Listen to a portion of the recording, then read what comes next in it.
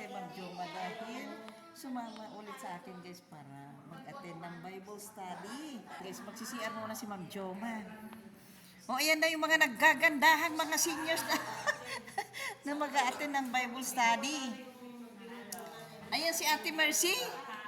Ayan, si Ate Paz. Si Ate Lina, no? Si Ate Lydia, yung isang pinakamaganda sa merkado, oh. Yun ang number 1 na maganda. Ito yung pinakamaganda sa, saan ba yung lugar mo, Ate? Parang. Ayan, Si Ate Guy. Oh, ito rin yung isang pinakamaganda sa Montalban. Ito yung retired. Ito guys yung, oh, ito yung retired namin na teacher dito sa merkado. Si Aling Cres. Ayan sila. Oh. Ayan, ito naman yung muse ng Sinaida. Si Ate Paz. Wala yung friend mo, yung Nag-CR ate. Ma'am Joma. Retired sa ano yun? Retired sa NSO dati sa... Ayun. Ma'am Joma Kiam. Yun ang channel niya. YouTube niya. Ayan guys, ang dami na naming napuntahan kay Ma'am Joma. Kaya na nagkape kami. Alauna nagkita na kami.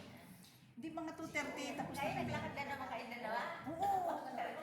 Hindi, sabi niya kasi gusto ko mag-attend at kailan pa ba? Hindi, sabi ko Ma'am Jom, thank you naman at ano, may time ka. Ayan siya, nag-CR muna siya. Ma'am Jo, upo ka na dito Ma'am Jo. Ayan, tumawag na nga si Ma'am Pre. Sabi namin, bakit kayo pag nagbo-Bible study kami, umuulan? Ayan.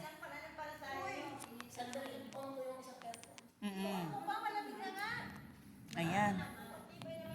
Dito ka na Ma'am Jom. Magbe-birthday si Nati, pinapamita ka din.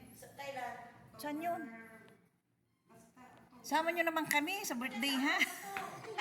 Dito ka, Ma'am Joma. Yan. Ayan na. Ulit kay Ma'am Joma at kasama na namin ulit sa aming Bible study. Meron din kaming bagong kasama, yung pinakamaganda sa merkado. Si Ate Lydia. Nagbibideo ako, ate. Tapos ano ko sa YouTube. Magpapanood nyo. Yan. Yung binidyo ko ate sa eleksyon, naku, ang dami kong CPR, Ma'am Jo. Sabi ko, ano ba to? Hindi ko matapos-tapos, ang dami nagsasalita. Ay, Tinatanong hindi. kita. Yung ano yun, yung inatinan namin kay Kap Jerry sa Luyong. Di ba, umaten kami? Iniwan namin kayo na nag-i-eleksyon. Video ko yon dun sa Luyong kay Kap Jerry. Yung sa inyo naman sa eleksyon, may CPR ako. Hindi ko, yung tugtog, bawal kasi ang tugtog. Copyright. Wala kang sahod pag gano'n, hindi mo mabuksan ng dollar sign. Kaya pala tinignan ko, sabi ko, ano itong lising ka? Taga-Marikina kayo. Hindi ka ba? Pero halimbawa, kung meron kang nirereklamo sa kapitbahay mo at ayaw sumama sa barangay, pwede kang pumunta doon sa Concepcion 1. Sila mismo yung pupunta sa atin, sila yung kakausap doon sa nireklamo na yung kung anong ginawa niya, nag-iingay. Pupunta sila dito. Saan? Dito sa ano? Bakit hindi tayo magreklamo? Hindi ate, kung halimbawa, Tayo.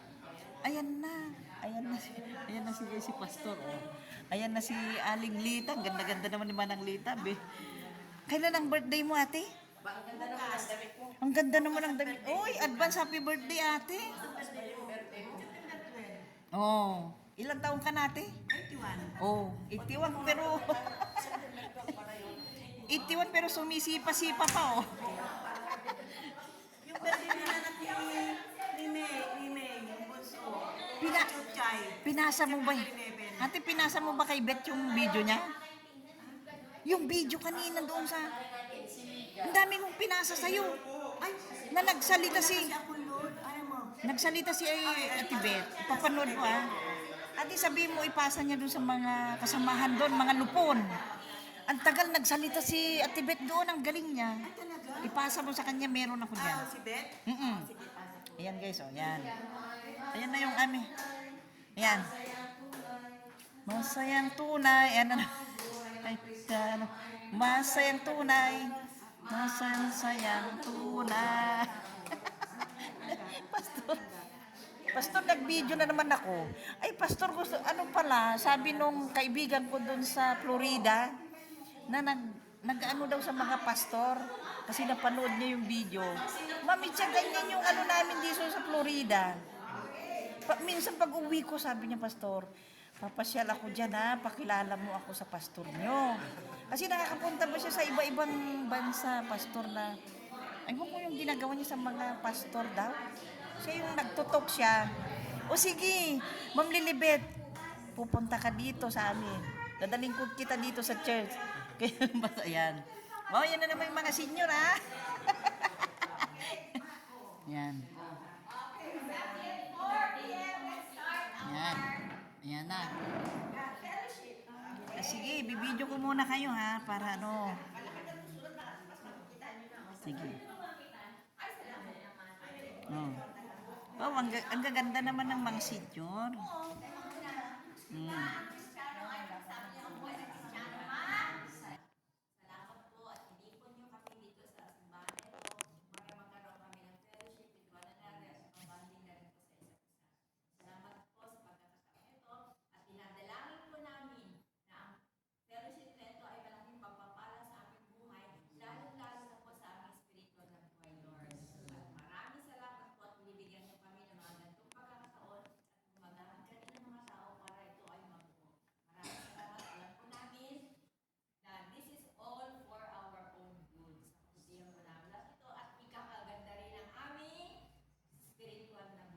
Amen. Amen. Amen. Yan. Yan.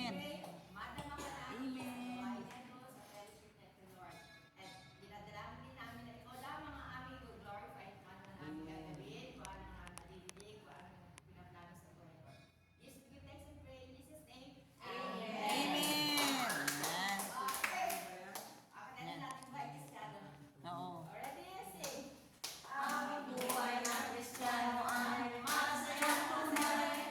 Masayang tunay, masayang tunay, buhay ng Kristiyano ay masayang tunay, masayang tunay. Ang buhay ng Kristiyano ay masayang tunay, masayang tunay, masayang tunay. Ang buhay ng Kristiyano ay masayang tunay. Tunay. Oh, ang dami naming kanta. Ayan naman. Dito ay masaya. Masaya. Dito ay masaya. Taon ay masaya. Yung lahat ay masaya. Dito ay masaya. Doon ay masaya. Tayong lahat ay masaya. Ay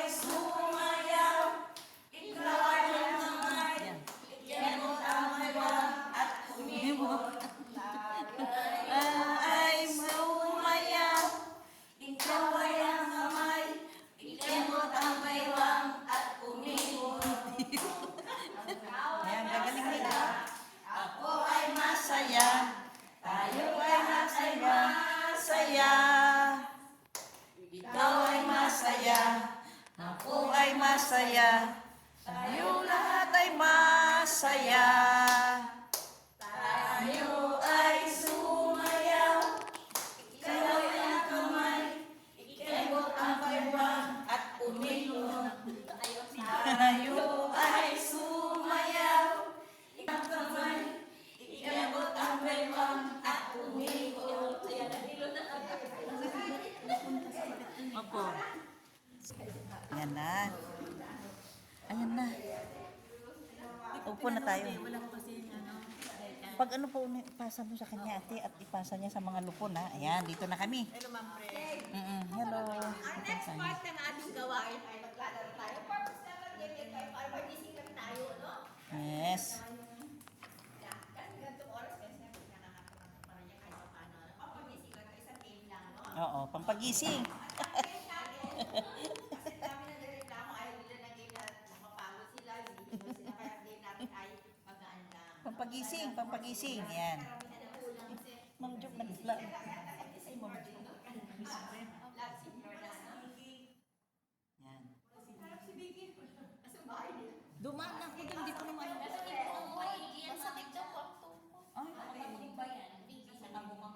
Dumaan ako doon kanina. Sana sinakay ko. Oh. One si Prem. Two si Guy. 1, One. 2, Two. 2. Yung lahat ng one dito lang. 1 ako. Ayan. 1 ako. 1. Ayan. Ayan. O yan.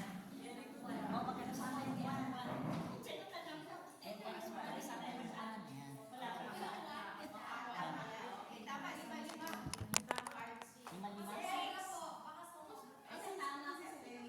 Parero kayo ng ano. Oo, ate. Parero. Lima.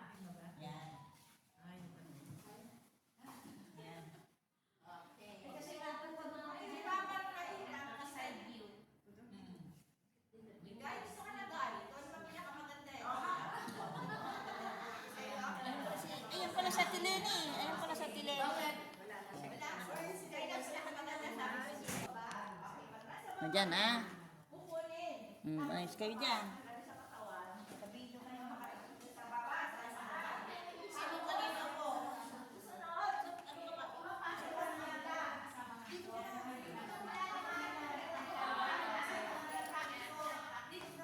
Walang nanginginig na naman dito ah.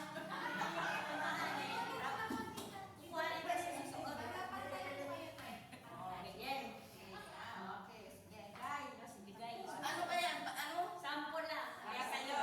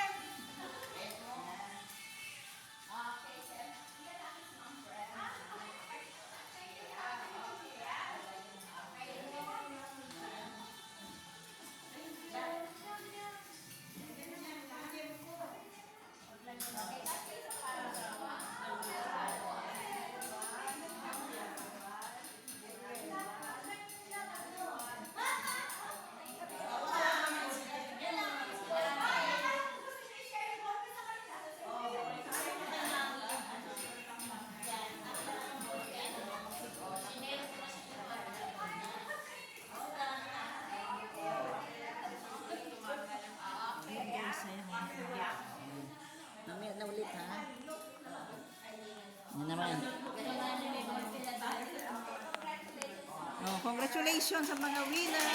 Ayan. Ayan. Bigay ko na yung award sa ating pastor, Pastor Ben. Ayan, si Pastor. Ma'am Eri. Ayan, si Malaysia. Si Ate Guy. Si Ma'am Joma. Ayan.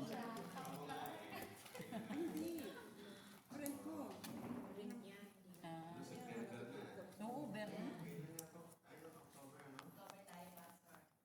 Ang anniversary natin, tinuturo mo na to, October. Next Sister Ben. Oo. Happy.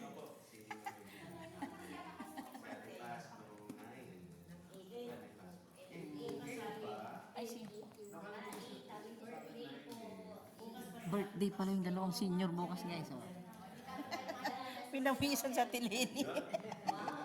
Eh, pinakamagulo pa naman. Pinawisan siya. Na-share ba po natin yung ating napag-aralan? Amen. Amen. Yan. May isa pa po tayong kasama, talagang nagpa-picture. Yung kasama niya, pinita ko pa kanina niya sinishare. Maganda po siguro yun, maano natin. Para at least mapapag-pray din. Ayaw naman yung kasama, si kay Claire ko isinare, alam nga naman, abogado yun, pastor, ayaw niyang pinipicture ko siya. Pero kay Claire, sa kanya ko, So, maganda yun na pagtapos natin dito, katulad ng nababanggit ko po, ay hindi na tumanin sa isip natin, pero isinasabuhay natin yung natutunan natin, ano? Kasi last time, ang pinag-aralan natin, nasan tayo po? Naalala niyo ba? Tayo ay nasa Exodus.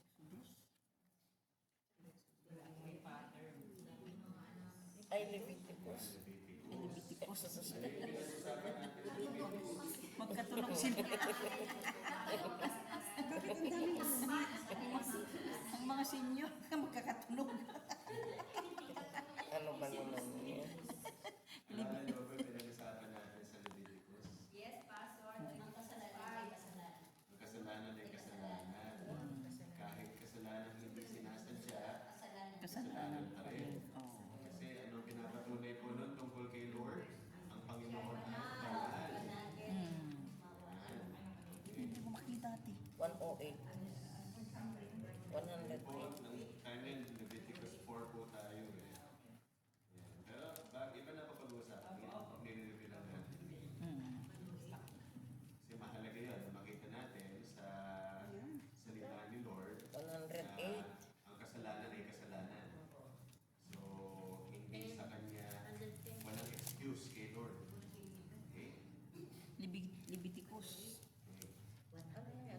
Leviticus chapter 4. Kung gusto niyo po, tingnan mo na. Sige. 110. 110 daw, chapter 4. Ayan. So, unintentional sin, pero kailangan nagbabayaran pa rin. And kasi pinapakita sa atin dito na salita ng Panginoon na seryoso si Lord sa kasalanan. Banal Sa siya. kanyang Bible, busy mo senior. Salamat po, Tita Lene. Ano? Ayan. Hey, lahat. Atilihan. Para makita lang po muna natin.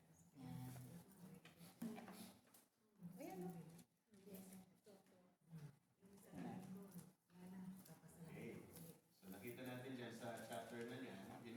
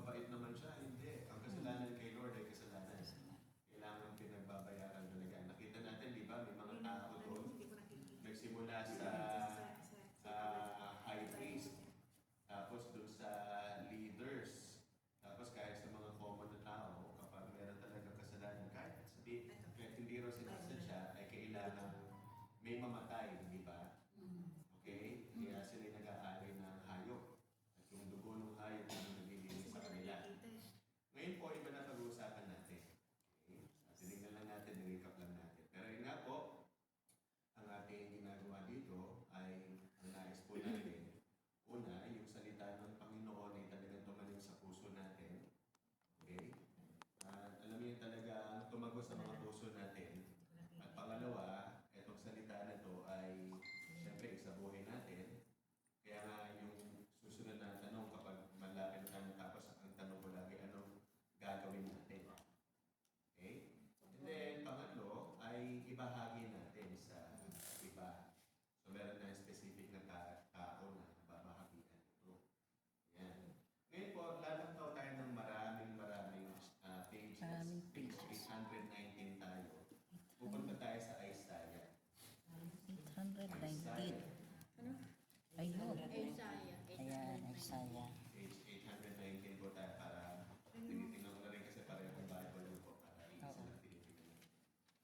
Isaiah. 819. Chapter 53 po. 53. Ayan. 819. Isaiah. Page yun. Oh, yung page. Ah. Isaiah chapter 53. 819. 819. Nakita na ba po ng lahat? Amen. Amen. Tingnan natin sila. Yan, okay. Babasahin po natin ha. Okay, pero bago po natin basahin, tayo po ay mag-pray muna. Pray muna. Okay. Yung lang po si Ate Claire, mag-pray po para. Manalangin po tayo. Panginoon, salamat po sa binigay niyo sa amin. Salamat, Panginoon, sa pag-iingat niyo po sa bawat isa. Na kami po medyo sumasama ang Panginoon. Patuloy, Panginoon, na kayo nag-iingat. Ganun din sa mga kasama namin, Panginoon, na hindi may nakarating. Kung may karamdaman sila, kayo, Panginoon, paghalin sa kanila, Lord, at sa mga susunod na mga gawain namin, makapunta rin sila ulit dito sa amin. Pagpalain niyo ang oras na to, ganun din sa amin pong discussion, Panginoon, ng inyong salita. Sa Panginoon Jesus. Amen. Amen. Amen. Okay, Isaiah 53. Isaiah Sino po ang nais magpasa ng buong chapter po? Mahaba. Pwede ako pa. Pasensya. Sige po. Ako naman. Makinig kayo mabuti ha. Joke lang. Joke lang, Pastor ha. Dito sa chapter 53, yan. Sinong naniniwala sa balita namin at kanino pinakita ang power ni Lord? Lumaki ang servant ni Lord na close sa kanya gaya ng isang bagong halaman at gaya ng ugat na tumutubo sa tuyong lupa. Walang itsura o dating nakapansin-pansin, walang ganda para magustuhan natin. Nilait at nireject siya ng mga tao, dumanas ng sakit at nasanay sa hirap. Ayaw siyang tingnan ng mga tao, nilait siya at binaliwala natin. Talagang pinasan niya ang mga pagdurusa at mga kalungkutan natin. Ang akala natin pinarusahan, pinahirapan at sinumpa siya ng Diyos. Pero nasugatan siya dahil sa mga atraso natin. Binugbog siya dahil sa ating mga kasalanan. Gumanda ang kalagayan natin dahil sa paghihirap niya, dahil sa mga latay niya, gumaling tayo. Lahat tayo parang mga ligaw na tupa, nagkanya-kanyang landas at binigay ni Lord sa kanya ang parusang para sa ating lahat. Inapi at pinahirapan siya, pero di siya nagreklamo. Para siyang tupang kakatayin, parang tupang hindi umaangal kahit ginugupitan, di umiimik kahit konti. Tuloy pa rin pa rin. Dahil sa pang-aapi at di patas na pag-judge, hinuli siya, pero walang may pakialam kung mawala siya sa mundo at patayin dahil sa kasalanan ng bayan ko.